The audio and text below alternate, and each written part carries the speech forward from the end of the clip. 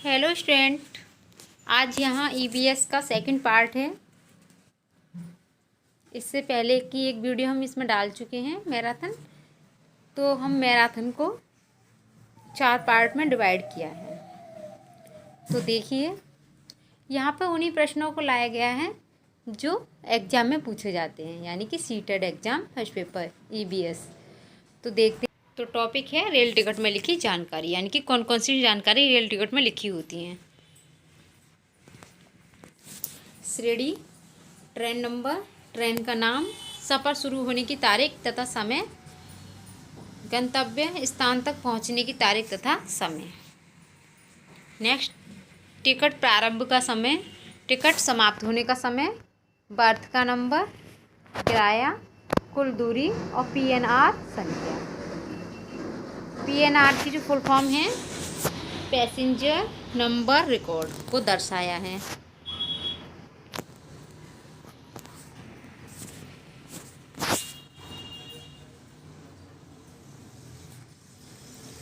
Next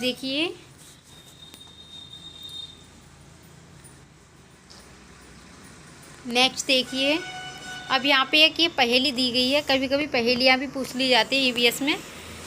एक पक्षी ऐसा जिसके दुम पर पैसा, सिर से दुम तक दिखे नीला ही नीला। यानी कि किस तरह का पक्षी है जिसके दुम पर पैसा है, सिर से दुम तक दिखे नीला ही नीला। तो ऐसा पक्षी कौन है? तो हमारा राष्ट्रीय पक्षी है मोर। यानी कि ऐसा पक्षी कौन है? मोर। और मोर क्या है? हमारा राष्ट्रीय पक्षी। तो यहाँ पे राष्ट्रीय पक्षी के बारे में देखते हैं। नेशनल बर्ड, यानी कि 26 जनवरी 1963 को मोर को भारत का राष्ट्रीय पक्षी घोषित किया गया था। कब किया गया था? 26 जनवरी 1963 को।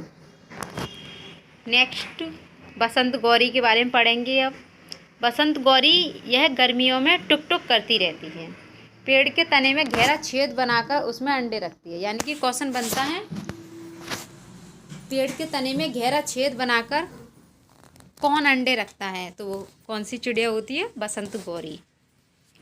नेक्स्ट पढ़ेंगे कठफोबड़ा।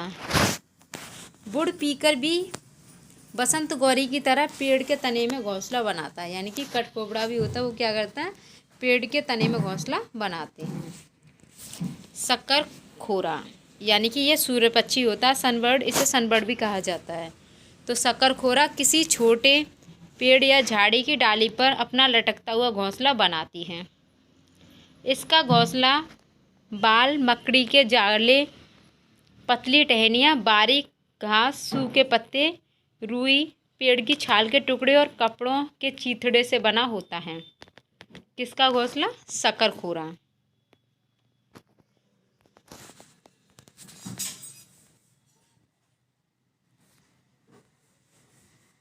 यहाँ हम पक्षियों के बारे में पढ़ रहे हैं। पक्षियों से 1-2 क्वेश्चन हर बार पूछ लिया जाता है, तो इन्हें ध्यान से देखें। नेक्स्ट पॉइंट है चील, बाज और गिद्ध। यानी कि चील, बाज और गिद्ध हमसे 4 गुना अधिक दूरी देख सकते हैं, दूर तक देख सकते हैं। चील की पूंछ खांचे वाली होती है। गिद्ध मारे हुए जानवरों को खाकर जगह साफ कर देता है और आकाश में ऊंचाई पर उड़ता है। कौन? गिद्ध। जमीन पर पड़ी हुई कोई चीज़ किसी चील को 1-2 किलोमीटर की दूरी से दिखाई दे जाती है। नेक्स्ट पढ़ेंगे दर्जन चिड़िया के बारे में, यानी कि इसको टेलर बर्ड भी कहा जाता है। दर्जन यानी कि टेलर पत्तों को सीकर घोंसला बनाता है। तो इसे आसानी से याद कर सकते हैं। यानी कि दर्जी क्या करता है? कपड़ों को सीता है। तो ये क्या करती है? पत्तों को सीकर घोंसला बनाते हैं। तो दर्जन चिड़िया होती है। नेक्स्ट देखिए, बीवर पक्षी के बारे में पढ़ेंगे। अब नर बीवर पक्षी अपने घोंसले बनाता है तथा मादा बीवर उन सभी घोंसलों को देखती है। फिर उनमें से जो घोंसला सबसे ज़्यादा पसंद आता है उसमें ही वह अंडे देती है। नेक्स्ट, फाख्ता यानी कि डब। फाख्ता कैक्टस कांटों के बीच या मेहंदी की मेड़ में अपना घोंसला बनाती है। मेहंदी की मेड़ में कौन अपना घोंसला बनाता है? तो फाख्ता पक्षी। कालचिड़ी यानी कि कालाचिड़ी या कालचिड़ी, इंडियन रॉबिन। कालचिड़ी पत्थरों के बीच अपना घोंसला बनाती है। इसके घोंसलों में पौधों की नाजुक टहनी, जड़ें, ऊन, बाल, रुई सब बिछा रहता है। किसके घोंसले में? कालचिड़ी के में। आप इनके नोट्स भी बनाते चलें। यही नोट्स हैं जिनसे एग्ज़ाम में क्वेश्चन पूछे जाते हैं। अगर आपको नोट्स चाहिए तो आप हमारे चैनल पर कमेंट कर सकते हैं। मैं अपने व्हाट्सएप नंबर पे नोट्स सेंड कर दूँगी। यह छोटे छोटे कीड़े खाते हैं। कौन खाता है छोटे छोटे कीड़े? कालचिड़ी। किसके बारे में पढ़ रहे थे हम? कालचिड़ी के बारे में। तो छोटे छोटे कीड़ों को कौन खाता है? कालचिड़ी। इनकी चोंच अंदर से लाल होती है। अब पढ़ेंगे मैना। झटके से अपनी गर्दन आगे पीछे कौन सा पक्षी करता है? तो वो पक्षी होता है मैना। उल्लू। उल्लू अपनी गर्दन पीछे तक घुमा सकता है। इसकी आँखें मानवों की तरह सामने की तरफ होती हैं, यानी कि हम लोगों की तरह इनकी आँखें सामने की तरफ होती हैं। कौवा। कौवे के घोंसले में लोहे के तार और लकड़ी की टहनियाँ जैसे चीज़ें भी होती हैं। कौवा पेड़ की ऊंची डाल पर घोंसला बनाता है। नेक्स्ट, कोयल अपना घोंसला यानी कि कोयल अपना घोंसला नहीं बनाती है। कोयल अपना घोंसला नहीं बनाती है, वह कौवे को घोंसले में अंडे देती है।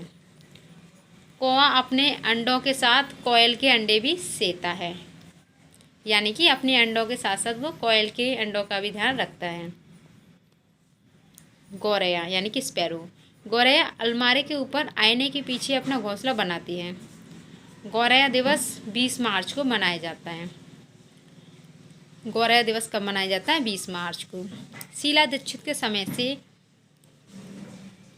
नेक्स्ट, गौरैया वह पक्षी जो दिल्ली में सामान्य रूप से दिखाई देता था, परंतु अब इन चिड़ियों के बारे में जागरूकता बढ़ाने के हेतु एक विशेष दिन मनाया जाता है, क्योंकि शहरीकरण के कारण यह दुर्लभ हो गई हैं। नेक्स्ट देखिए कबूतर। कबूतर पुराने मकान या खंडहर में घोंसला बनाते हैं। कौवे, गिलहरी, बिल्ली और चूहे मौका देखते ही अंडे चुरा लेते हैं। कई बार घोंसले को भी तोड़ देते हैं। पक्षियों की चोंच। बर्ड्स बीक के बारे में देखेंगे। मांस चीरने फाड़ने के लिए, लकड़ी में छेद करने के लिए, फूलों का रस चूसने के लिए, कीचड़ में छानबीन करके कीड़े खोदकर निकालने के लिए, बीजों को दबाकर तोड़ने के लिए, काटने के लिए। बाज, चील और गिद्ध जैसे मांसाहारी पक्षियों की चोंच छोटी और हुक की तरह मुड़ी होती है। किसकी? बाज, चील और गिद्ध की। हुक की तरह चोंच किस पक्षियों की होती है? तो बाज, चील और गिद्ध की। तोते की घुमावदार चोंच होती है जो फल कुतरने में मदद करती है। कबूतर, गौरैया आदि में चोंच चौड़ी और मजबूत होती है। ऐसी चोंच अनाज के दानों को तोड़ने में सक्षम होती है।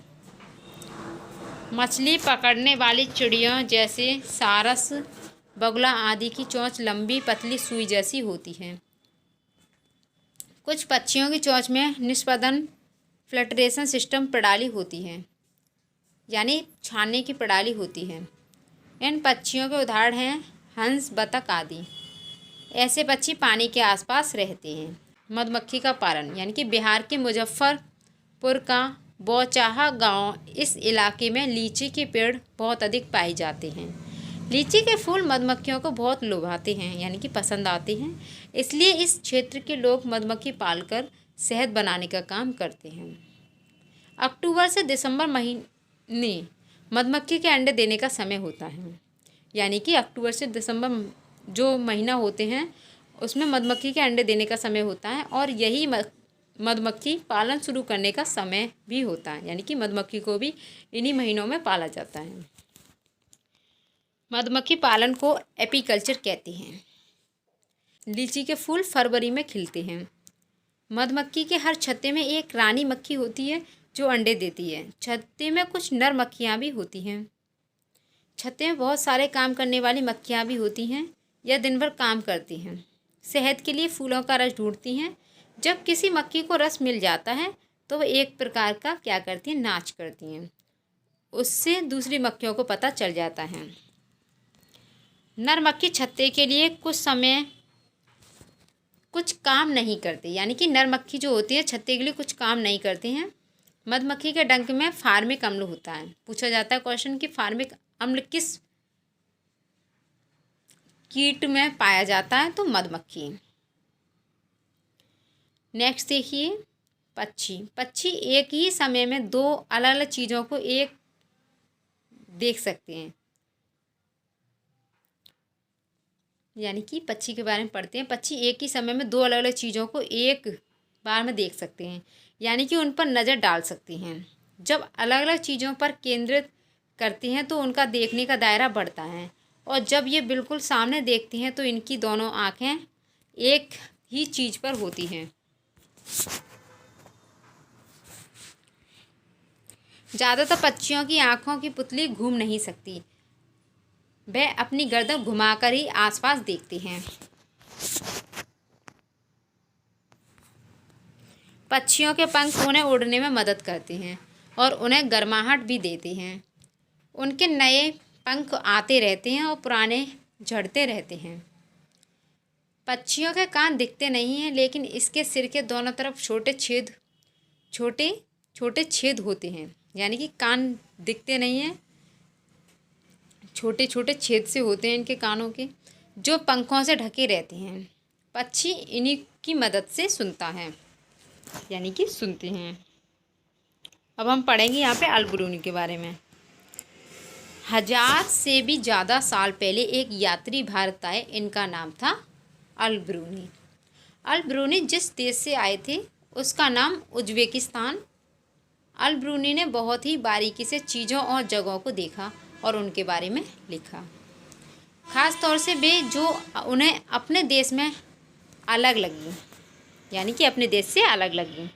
अल्बरूनी उस समय के तालाबों के बारे में लिखते हैं कि यहाँ के लोग तालाब बनाने में तो माहिर हैं, अगर हमारे देश के लोग इन्हें देखेंगे तो हैरान ही रह जाएंगे।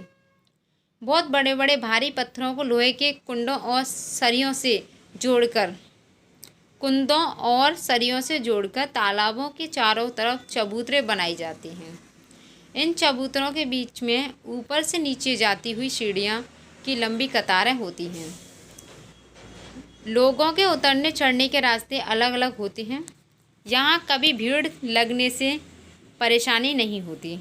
देखिए, आज इतिहास पढ़ने वाले लोगों को अल्बरूनी की किताबों से उस ज़माने के बारे में बहुत कुछ पता चलता है। अल्बरूनी की किताब का नाम किताब उल हिंद है। अल्बरूनी की जो किताब है उसका नाम किताब उल हिंद है। नेक्स्ट पॉइंट है हमारा बछेंद्री पाल। अब हम पढ़ेंगे बछेंद्री पाल के बारे में। बछेंद्री पाल भारत की पहली, विश्व की 5वीं महिला थी, यानी कि India's first and world's 5th, जिन्होंने माउंट एवरेस्ट की चोटी पर चढ़ाई की।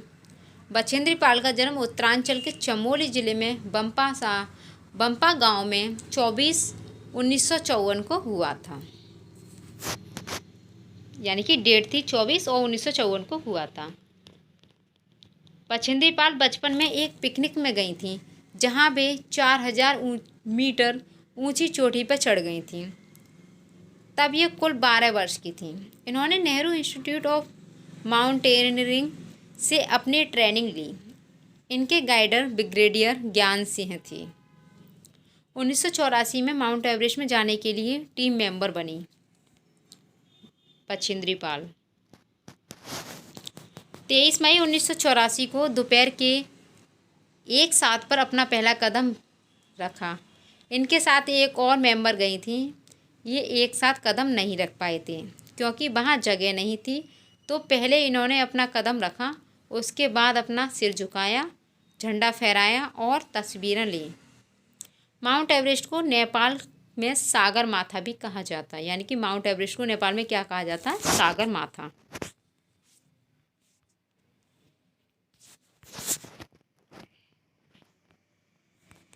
नेक्स्ट देखेंगे हम कल्पना चावला के बारे में। ये भारतीय मूल की अमेरिकी अंतरिक्ष यात्री थी। ये भारत की पहली महिला अंतरिक्ष यात्री थी। इनका जन्म 17 मार्च 1962 करनाल, हरियाणा में हुआ था।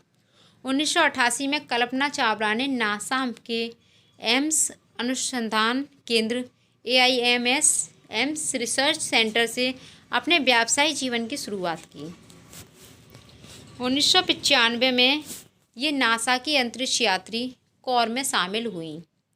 19 नवंबर 1997 से उनके पहले अंतरिक्ष मिशन की शुरुआत हुई, जिसमें वे कोलंबिया अंतरिक्ष यान STS यानी कि 87 के 6 सदस्यीय दल का हिस्सा बनी। इस दौरान उन्होंने 15 दिन 12 घंटे अंतरिक्ष में बिताए। 16 जनवरी 2003 को इन्होंने दूसरे अंतरिक्ष अभियान के लिए अंतरिक्ष यान कोलंबिया STS 107 से उड़ान भरी, जो 1 फरवरी 2003 को धरती पर वापस लौटते समय पृथ्वी के वायुमंडल में प्रवेश करते ही जलकर नष्ट हो गया एवं इसमें सवार सभी अंतरिक्ष यात्रियों की मृत्यु हो गई। नील आर्मस्ट्रॉन्ग चांद पर उतरने वाले प्रथम व्यक्ति थे। वे चांद पर 1959 में गए थे। कौन? Neil Armstrong. नील आर्मस्ट्रॉन्ग चांद पर किस डेट में गए थे? तो 1969 में गए थे।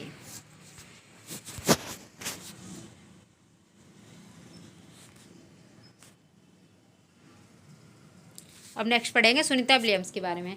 यह अंतरिक्ष में जाने वाली भारतीय मूल की दूसरी महिला हैं। यह 360 किलोमीटर दूर स्पेस में गई थी, यानी कि इनसे पहले कल्पना चावला गई थी, सेकंड नंबर पे ये गई थी, स्पेस में गई थी। इनका संबंध गुजरात के अहमदाबाद शहर से है।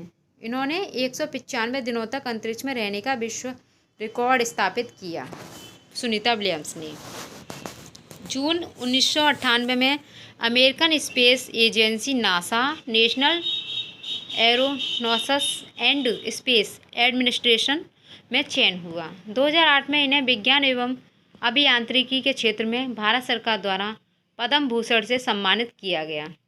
16 अप्रैल 2007 को अंतरिक्ष में मैराथन दौड़ाकर ऐसा करने वाली विश्व की पहली महिला बनी। सुनीता विलियम्स। सुनीता विलियम्स के अनुभव स्पेसशिप में किस तरह की थी?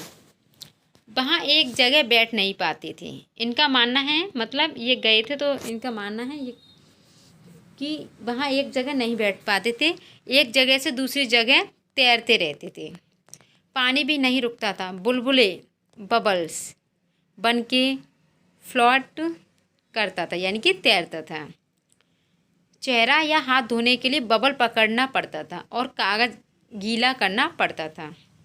वहाँ कंघी करने की आवश्यकता नहीं थी, क्योंकि बाल हमेशा खड़े रहते थे, बिल्कुल इस तरह से स्ट्रेट। नेक्स्ट, वहाँ टहल नहीं सकते थे और फ्लोट करने की आदत हो गई थी। एक जगह पर रुकने के लिए खुद को बांधना पड़ता था, यानी कि हर समय कैसा लगता था, जैसे कि हर समय उड़ रहे हों तो एक जगह रुकने के लिए खुद को बांधना पड़ता था।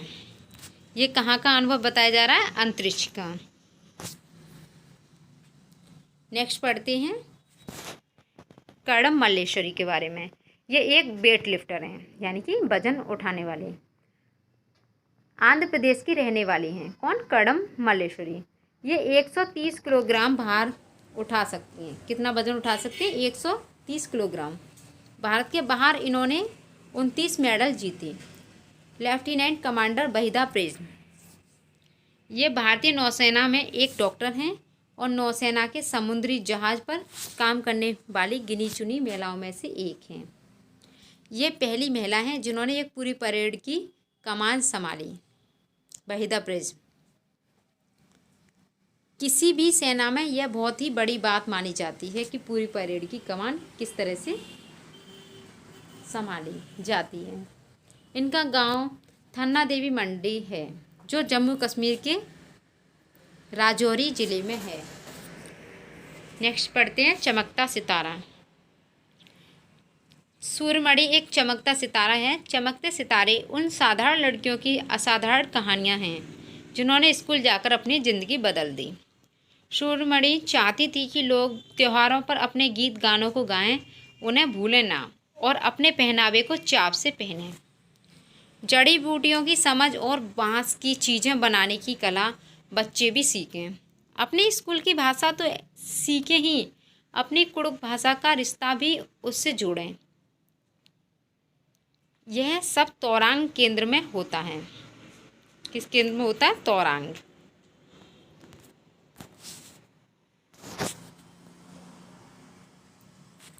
नेक्स्ट टॉपिक है, अगर आप, जो मैं मैराथन डाल रही हूँ, अगर आप इसकी अच्छे से प्रिपरेशन कर लेते हैं तो आपके 30 में से 27 नंबर पक्के हैं। तो अब पढ़ते हैं। तोरांग में कुड़ुक समाज और अन्य आदिवासियों की खास किताबों को संभाल कर रखा गया। गाने बजाने की कई चीज़ें जैसे बांसुरी, तरह तरह के ढोल भी हैं। सूर्यमणि 21 साल की थी जब उसने बासवी दीदी और कई लोगों की मदद से एक केंद्र खोला। उसने इस जगह का नाम तोरांग, कुड़ुक भाषा में तोरांग को जंगल कहा जाता है। कुड़ुक झारखंड के लोगों की भाषा है। कुड़ुक कहाँ के लोगों की भाषा है? कुड़ुक झारखंड के लोगों की भाषा है। नेक्स्ट पढ़ेंगे जंगल। जंगल अधिकार कानून 2007 के अनुसार जो लोग 25 वर्षों से जंगलों में एक जगह रह रहे हैं तो यह कानून उन्हें अधिकार देता है कि वह इस जगह पर जो चाहें वह उगा सकते हैं, उन्हें हटाया नहीं जाएगा। यानी कि जो लोग 25 सालों से रह रहे हैं जंगलों में। जंगल का संरक्षण वहाँ की ग्राम सभा करती है। खानों की खुदाई और बांधों का निर्माण करने से जंगल खत्म होते जा रहे हैं, यानी कि समाप्त होते जा रहे हैं, यानी कि समाप्त होते जा रहे हैं। नेक्स्ट देखिए दांडी यात्रा। नेक्स्ट देखिए दांडी यात्रा। 1930 में अंग्रेजों ने भारत के आम लोगों को नमक बनाने पर पाबंदी लगा दी थी, जिस कारण गांधी जी ने दांडी यात्रा शुरू की। गांधी जी का कहना था कि जो चीज़ें हमें कुदरत ने दी हैं उसे बनाने पर बंदिश कैसी।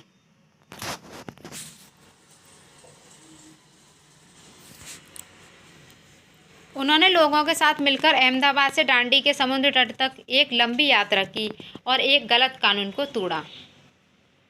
टॉपिक है राकेश शर्मा। अब हम राकेश शर्मा के बारे में पढ़ेंगे।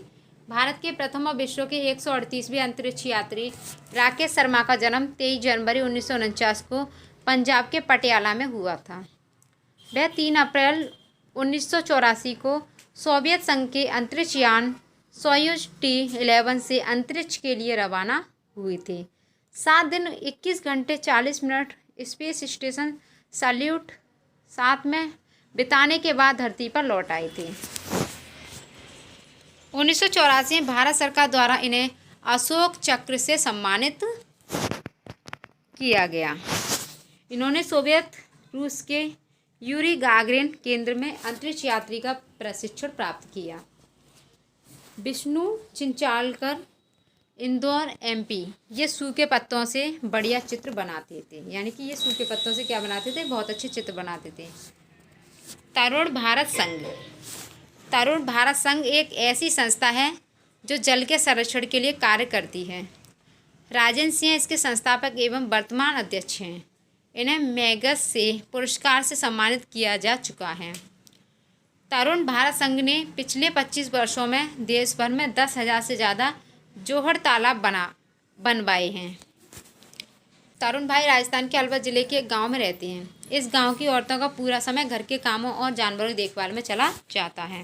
देखती हैं तरुण भारत संघ में पानी की आपूर्ति करने में दड़की माई की भी मदद की। ब्रेल लिपि। नेक्स्ट पढ़ते हैं ब्रेल लिपि के बारे में। लुईस ब्रेल फ्रांस के थे।